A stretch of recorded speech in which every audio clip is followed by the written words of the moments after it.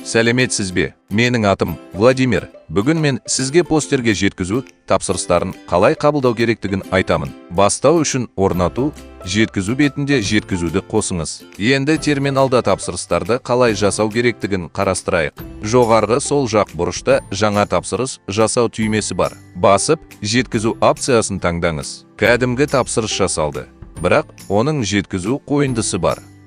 Бұл қойындыда тапсырысты жеткізу керек көше мен үй нөмірін көрсетуге болады.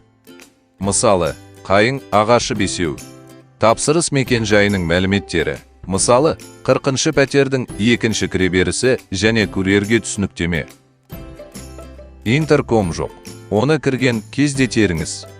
Әрбір мекен жай үшін жеткізу аймағын көрсетуге және сол аймақта жеткізу құнын орнатуға болады. Қажет болса, жеткізу ақысын тікелей терминалда өңдеуге болады. Әрі қарай, клиентпен сөйлескенде, ол тапсырысты қалай төлейтінін картамен немесе қолма-қол ақшамен нақтылаған жөн. Егер қолма-қол ақшамен болса, онда қандай сомадан өзгеріс дайындау керектігін сұраңыз және оны дәл осы жерде көрсетіңіз. Курьерді және жеткізу уақытын таңдаңыз. Тапсырысты жасаған сәтте біз жеткізу уақытын ағымдағы уақытқа және аймақтағы қызмет көрсету уақытына тең етіп орнатамыз. Бірақ қажет болса, оны аймақ параметрлерінен өзгертуге болады.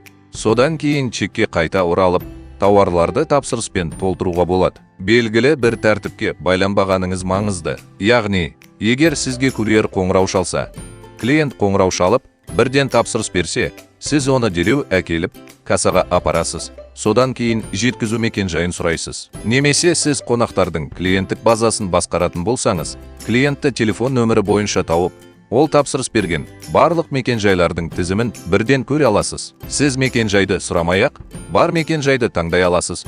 Бұл тапсырысты толтыруды айтарлықтай жылдамдатады. Жеткізу қойындысы туралы барлық ақпарат физикалық чекте басып шығарылады. Яғни, сіз оны басып шығара аласыз, оны курьерге бере аласыз және осы тапсырысты жеткізу үшін барлық қажетті ақпаратты ала аласыз. Жеткізу тапсырыстарын осылай қабылдау оңай. Бұл бейнені көргеніңіз үшін рахмет. Келесі бейнеде біз терминалдағы күйлерді қалай бақылауға болатынын анықтаймыз. Бар жақсылықты тілеймін.